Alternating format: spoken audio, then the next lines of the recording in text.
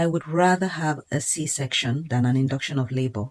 That is one of the many comments I got from my video comparing natural versus induced labor. And I think I understand why.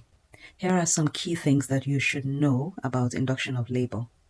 The first is we must always have a valid reason or indication for offering you an induction of labor, which means it should be clear while you're going through that procedure. If it's not, please ask questions or even challenge us.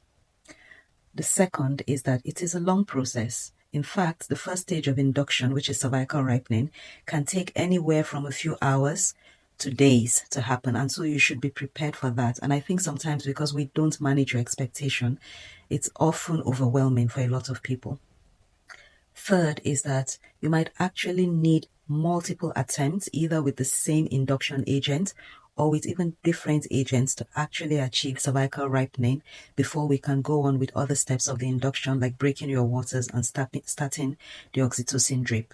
And this is very common. It doesn't mean that there's anything wrong with your cervix or with your body. Fourth, induction of labor has risks, which can range from too many contractions happening to fetal distress and needing a cesarean section. And yes, there are many babies that do not tolerate induction of labor. It's actually quite common for babies' heartbeat to drop during induction of labor.